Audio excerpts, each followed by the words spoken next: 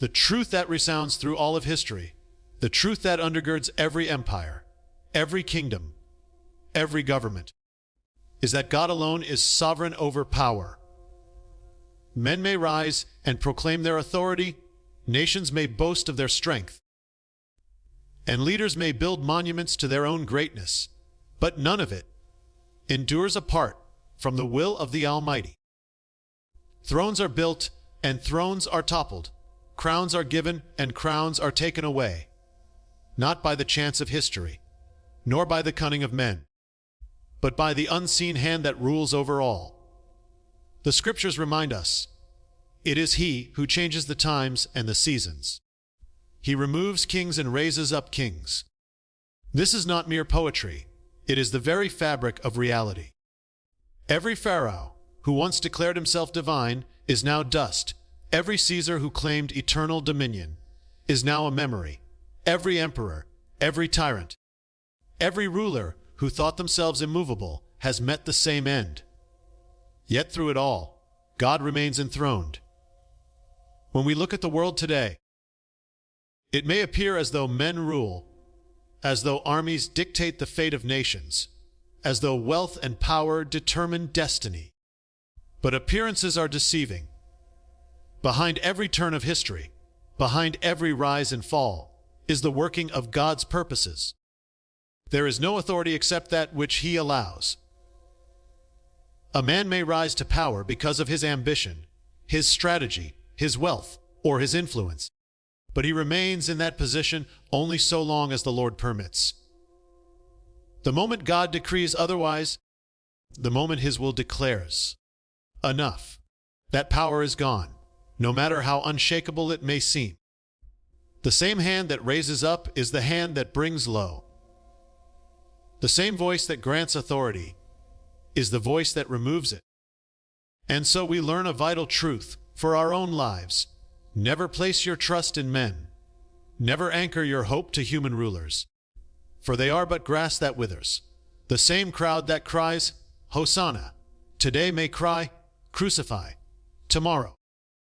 The same leader that seems invincible can vanish overnight. If your faith is tied to the kingdoms of men, then when they fall, you too will fall. But if your faith is anchored in the kingdom of God, then you will remain standing, unshaken, even when the whole world trembles. This is why God allows rulers to rise and fall, to remind us that He alone is the source of true authority, and He alone is worthy of our ultimate allegiance.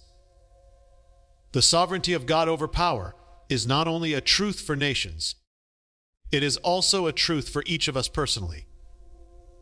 Whatever position you hold, whatever influence you carry, whatever authority you think is yours, it is only entrusted to you by the grace of God. It is temporary. It is a stewardship. You are not the owner, you are the vessel. And the moment you begin to believe that your power is your own, the moment you exalt yourself above the one who gave it, you set yourself on the path of downfall. For God resists the proud, but gives grace to the humble. To recognize God's sovereignty is to live in humility, to know that every breath, every step, every opportunity comes from Him and belongs to Him. The greatest empires have vanished, their glory now only dust and ruins.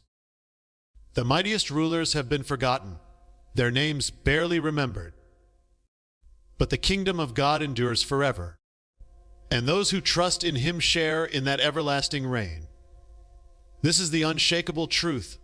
It is God who rules over rulers. It is God who holds kings in His hand, and it is God who determines the destiny of nations.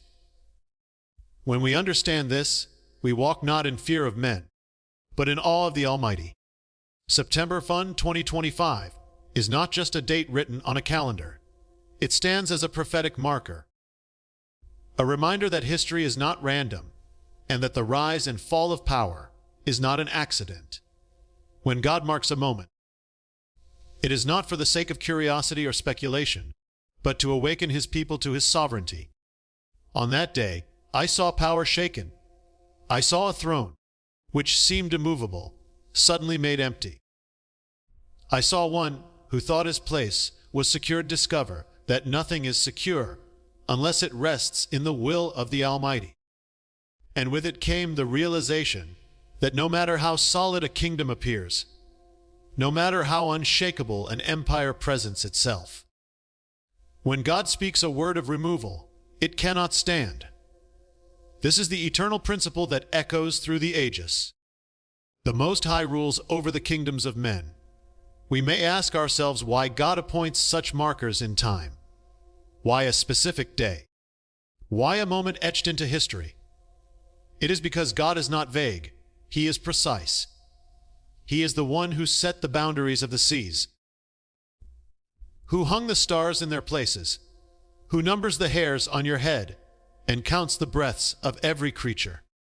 He rules not only in eternity, but also in time. So, when he declares that power shall be taken on a certain day, it is to remind us that the events of earth are never outside his control. Every date, every season, every change of leadership is under his dominion. This means that what may seem like chaos to us is order to him. What appears as uncertainty in our eyes is a chapter already written in his book. September 1, 2025 stands as a testimony that God is not silent.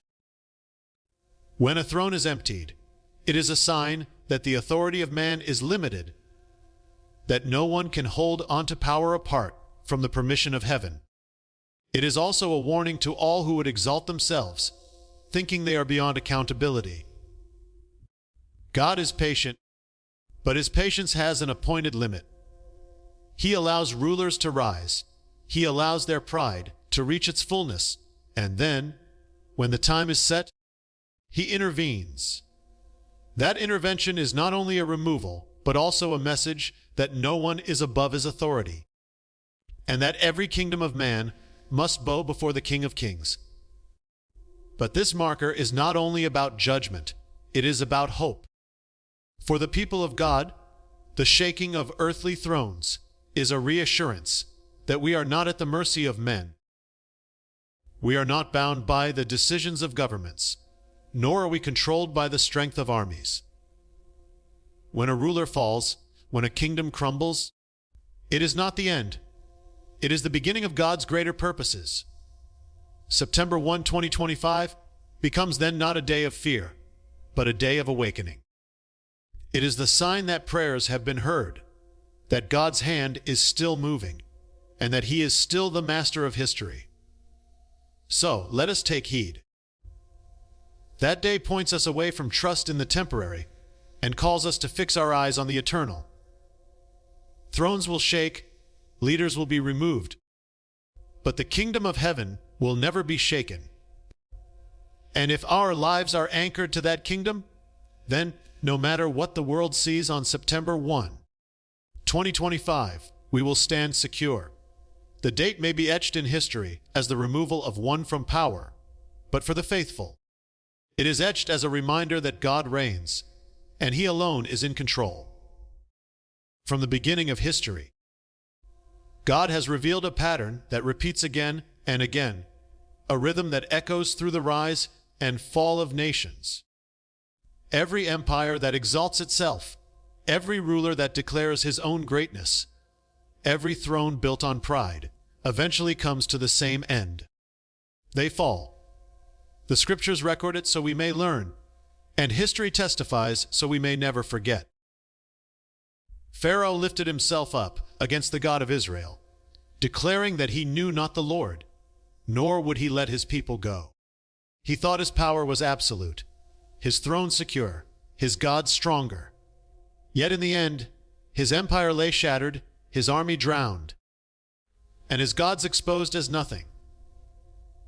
He who seemed untouchable was brought down in a single night when the angel of death passed through Egypt. And what remains of his glory? Only ruins buried in the sands of time, while the God he defied is still worshipped by millions upon millions.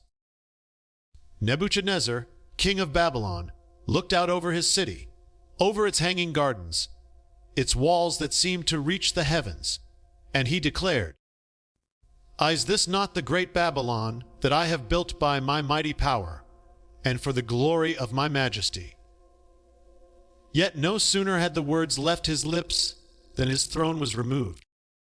He was driven into the wilderness, stripped of his sanity, crawling on the earth like an animal, until he learned what every ruler must know, that the Most High rules in the kingdoms of men, and he gives them to whomever he pleases. When Nebuchadnezzar humbled himself, his throne was restored. But the lesson was clear for all generations. The pride of man is nothing before the sovereignty of God. Herod, who basked in the praise of the people as they cried, the voice of a god, not of a man, thought his power divine, his glory secure. But the word says that in that very moment he was struck down, eaten by worms, his life ended in disgrace. The voice of the people could not save him, nor could his throne sustain him. And so it has been throughout the ages. Rome rose in might, declaring its emperors gods, building an empire that stretched across continents. Yet where is Rome now? Its ruins stand as monuments not to its eternal power, but to its inevitable downfall. Kingdom after kingdom has followed the same pattern. Persia, Greece, the Ottomans, the British Empire, all rose, all boasted, all fell. Why does God allow this pattern to continue? Because it is a reminder to every generation that no earthly power is permanent. No throne is beyond his reach, and no ruler is above his judgment. The fall of the proud is a testimony to the sovereignty of heaven. Every time an empire collapses, it proclaims the same message, that the kingdoms of men are like grass that withers. But the word of the Lord endures forever. This pattern is not only historical, it is prophetic. What has been will be again. The thrones of today will follow the same destiny as the thrones of yesterday. The leaders who exalt themselves today will stand before the same judgment as those who came before them. And so we are warned not to place our trust in princes, not to anchor our hope to rulers, not to believe that any system or empire will last. All will fade, all will fall, but the kingdom of God stands eternal. This is the pattern of history, the rhythm of heaven's decree. And it is written not so that we despair, but so that we awaken. For if God has overthrown the proud in ages past, then he will do so again. And if his kingdom has endured through every collapse, then it will endure forever, and those who belong to it will never be shaken. The call that flows from this truth is clear and urgent. We must not place our trust in men, nor in governments, nor in wealth, nor in power. All of these, no matter how mighty they appear, are passing away. Men are but breath, their plans like shadows, their strength like grass that flourishes in the morning and withers by evening. Governments rise and fall, policies are written and forgotten. Wealth comes and vanishes, power is gained and lost. But the kingdom of God endures forever. If you anchor your hope to what is fading, you will fade with it. If you build your life on what is crumbling, you too will crumble when the storm comes. But if you build your life on the rock, on the word that cannot be shaken, then you will stand when all else falls. The world teaches us to measure security by wealth, to measure influence by power, to measure success by the favor of men. But these measures are illusions. How many men have gained wealth only to lose it in a single night? How many rulers have claimed absolute authority only to be toppled before their time? How many nations have believed themselves invincible, only to vanish from the stage of history? Yet we still fall into the same trap, trusting in what will not last. This is why God allows the shaking. He shakes the thrones of men, so that we may learn to trust in the throne that cannot be shaken. He removes rulers, so we may remember that He alone is the true King. He lets the world's systems falter so that we may see the futility of relying on them. And what does it mean, then, for us? It means that when the ground shakes, we do not fear. When leaders fall, we are not shaken. When economies collapse, we are not broken. For our foundation is not of this world. If your treasure is in heaven, no thief can steal it. If your hope is in the Lord, no ruler can take it. If your trust is in His word, no change in the world can move it. This is why the saints of old endured kingdoms, persecutions, exiles, and empires, yet their faith remained unbroken. They knew that their citizenship was not of this earth, but of the kingdom above. It is a dangerous thing to set your hope on men. Men will disappoint you, leaders will fail you, systems will betray you. But God never fails, never changes, never abandons His people. He is the same yesterday, today, and forever. When the armies of Egypt chased Israel to the sea, God opened the waters. When Babylon seemed unconquerable, He wrote His judgment on the wall. When the cross looked like defeat, it became the greatest victory. Every act of God throughout history shouts the same message: do not trust in the temporary, but in the eternal. So today, as we witness the rising and falling of rulers, as we see the instability of nations, let us take it as a sign, a reminder of where our true allegiance lies. Let us not be consumed by fear of what men may do, but strengthened in the assurance of what God has already promised. For if He is your foundation, you cannot be shaken. If He is your king, you cannot be defeated. If His kingdom is your home, then no matter what changes on the earth, your destiny is secure. This is the call of heaven, to lift our eyes from the crumbling kingdoms of men and fix them on the everlasting kingdom of God. The removal of power is never just an event in history. It is always a sign. To the world, it may look like politics, like the natural shifting of governments, like the fall of one leader and the rise of another. But to those with eyes to see, it is much more. It is a reminder that God still rules, that heaven is not silent, and that the prayers of the faithful are not forgotten. When a throne is emptied, it speaks of more than human weakness. It declares the sovereignty of the Almighty. It is heaven breaking into earth, showing us that what men believe is secure is never beyond God's reach. For the faithful, this is a source of hope and courage. Many times, we look at the powers of the world and we feel small. We see rulers who seem untouchable, systems that seem immovable, and injustices that appear endless. But when God removes one from power, it is as though He is saying, I have heard the cries of my people, and I will act. The prayers lifted in secret chambers, the tears shed in hidden places, the cries of the oppressed that no one else sees, all of them rise before Him. And though it may seem as if He delays, when the appointed time comes, He moves with swiftness. Suddenly, the throne that seemed permanent is overturned. Suddenly, the one who thought himself secure is removed. Suddenly, the powers of the world are shaken, and the faithful are reminded that God is not distant. He is present and active. This is why the removal of power should not be seen only as judgment, but also as mercy. For in that moment, God reveals His hand to His people. He shows them that He has not abandoned them, that He is still writing the story of nations, that His word is still alive. The fall of a ruler becomes a visible sign of an invisible reality, that God is still the King above all kings.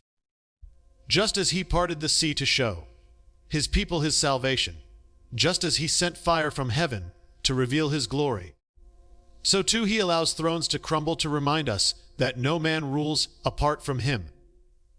For those who trust in God, such a sign calls for renewal of faith. It calls us to rise above fear and doubt, to remember that the same God who cast down Pharaoh, Nebuchadnezzar, and Herod is the same God who reigns today. Every shaking is a chance to realign our hearts with Him. Every removal is a call to lift our eyes from men to heaven. Every sign is a reminder that history is not moving blindly, but according to His divine plan. And yet, for those who exalt themselves, the sign is also a warning. It says to every throne, "You stand only because God allows it. You rule only by His permission. And if you defy Him, your end will come as swiftly as it did for those before you." The removal of one in power is a testimony written not only to the people of God, but to the rulers of the earth. That pride goes before destruction, and a haughty spirit before a fall. So let us not fear when rulers fall, but discern the sign. Let us not despair when thrones are emptied, but recognize that heaven is speaking. For every shaking is not only a judgment on pride, but also a declaration of God's faithfulness. It tells us that the prayers of the righteous are never wasted, that the cries of the oppressed are never unheard, and that the hand of the Almighty is still moving. This is the sign of removal, that God rules, that He remembers, and that He acts in His time.